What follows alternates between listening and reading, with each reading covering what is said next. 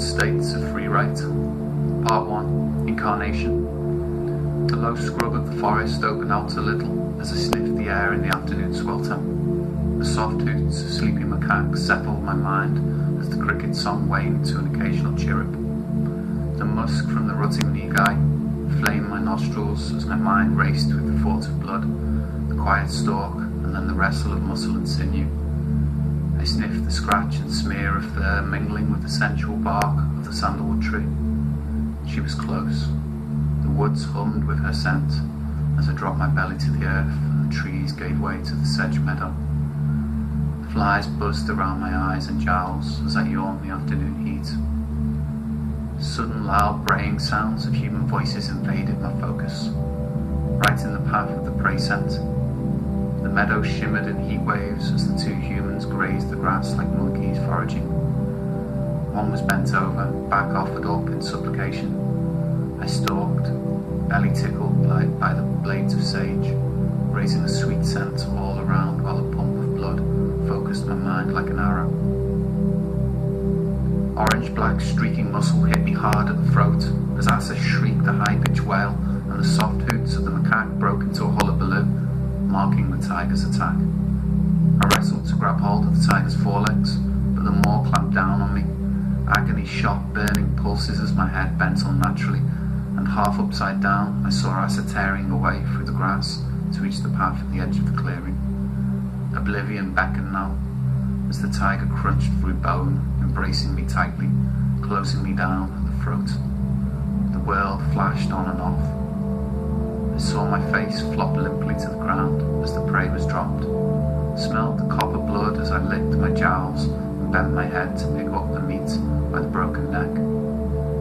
Fierce thumping heartbeat struck a rhythm in my head as the predator's victory song wound its way through every fibre of my being, and I watched a crimson streak trickle between bulging eyes. Life infused me. I would eat tonight. Part 2. Awakening. Yellow light spattered the inside of my eyelids as consciousness dawned in my drained body. I opened my eyes slowly. The sun settled on the horizon like an orange hanging from the sky, ripe with the excesses of the day. An eye of fire winking in the hazy days of day's end. I peeked to the side through my sunglasses and memories seeped back as I stared at Isabella. She looked amazing in that bikini. She eclipsed the sun with her dazzle, and I felt the previous night's excesses as a dull ache in my swim shorts. That predator's hunger and aching delight in my belly lingered as the ghost of the memory of the blood coursed its way through me. An image flashed before my mind's eye, ripping my own face to pieces with powerful jaws, saliva mingling with blood and pink foam. What a fucking mental dream. I looked at the foam-flecked waves. I blamed last night's mojitos and the myriad of recreational chemicals consumed. Only 2 hours of sleep, my head felt fuzzy and everything ached. I sat up. The beach stretched away, a crystal white ribbon calling me to full wakefulness. Where am I? Who am I? Part 3. Robbed time. What do you mean, baby? You don't know who you are? That's fucked up. Her eyebrows arched as she looked at me. Those umber eyes drank my soul away. I couldn't handle how much I wanted her right now. Just what I say, I don't even know where we are right now. What did you take? A hand came to rest on my arm, burning like fire, like sunburn in a cool sea, or a pill hitting the back of the throat. We're in Acapulco, honey. You know what my name is, right? Brown eyes flashed as she pulled away. Yeah, of course, Isabella. I leant into her and kissed her, breasts cushioning the heat of our hearts, muffling the ribcage speakers, a bass line running a synchronous rubato. I disentangled myself from her and pleaded with her, the blue of my eyes reflecting in her pupils. Where had this robbed time gone? And my name? She looked at me incredulously. Your name is Ash. She hunched up, regarding me sidelong. You're the DJ of Mojito Discotheque. You honestly don't remember?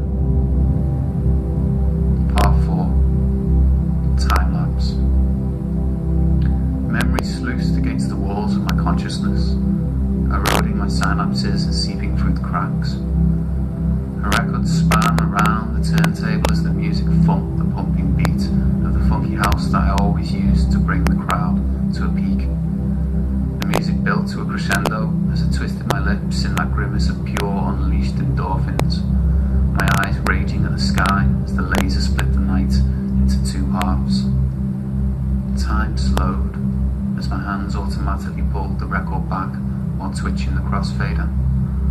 One half of the crowd seemed to be dancing hyperspeed as the beat slowed up, the other half stuttering as I pulled the music back up to breakneck, finally catching up to the other half of the room. Red smoke spat from the smoke machines below my booth, and I watched tendril fingers reach out into the crowd and caress dancers to the rhythm of the music. Each finger of smoke an extension of my consciousness as I shuddered in pleasure, and the acid worked its way through this time lapse. Everything halted in a perfect moment of stillness, empty of intention, timeless. My perception looped in endless beats of swelling light, then the music washed into my mind like gentle waves over the sand at the tide line. Part 5. Echoes of the Cosmos. I stared at the water washing up towards my toes. Fingers of white foam-speckled sea formed an endless pattern along the line of the tide. Like a sound wave repeating a beat, wiped away in the wash only to thrum back into the canvas of sound, changed but endless in its cycle. Here baby, drink this. Isabella handed me a coconut, top sliced off. I stared at it. It felt like my head was that coconut, the thoughts sliding out of me, sucked up into the sky in a vacuum, emptying me out. I put the coconut to my lips and drank. It tasted like sunlight on palm leaves. My body ached for the vitamins in this vessel of nectar. Better? Isabella eyed me from over her glasses. We gotta go, honey. The sun is almost down. Okay, let's get gone then. I stood and felt an energy building inside me, like the sky was pulling me up from the string of my spine, lifting me like the puppeteer, concertina of muscles, all live motion of movement as we set off down the beach. The sun cast a smear of blood across the silver pulsing sand. A lone hermit crab serenaded the sea. Fly me to the moon, let me play among the stars. Fly me to the moon. Why is it such a lovely day? Just say the words and we'll beat the birds down to Acapulco Bay. The hermit's song echoed across the cosmos as the tide gathered silver and ate up the beach, slinking towards the Sinatra crowd. Just say the words and we'll beat the birds down to Acapulco Bay. I think I'm still tripping. My words slurred outwards to merge with the music, and I felt a liquid shiver of pleasure down my back. I looked at Isabella, her hand resting tenderly on my neck. So you do remember?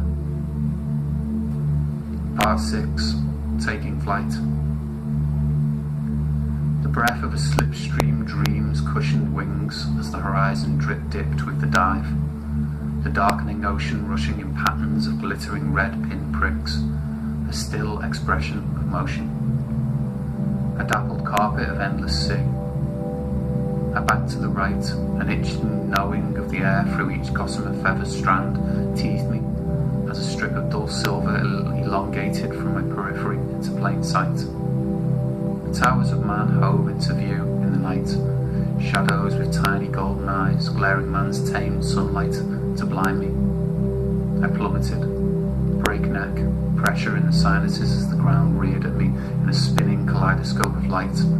Tiny figures merged from the deepening twilight, wandering here and there among the dark scavengers' field. Dimly perceived as the sunset slaked its thirst, and then satiated, returned to the earth. I flinched instinctively as the seagull bombed over our heads, screeching as it alighted on the trash can. Its feathers fluttered in the warm breeze as Isabella nestled under my arm, shivering slightly. What happened, baby? She squeezed me tighter towards her side, You lost your balance for a second then.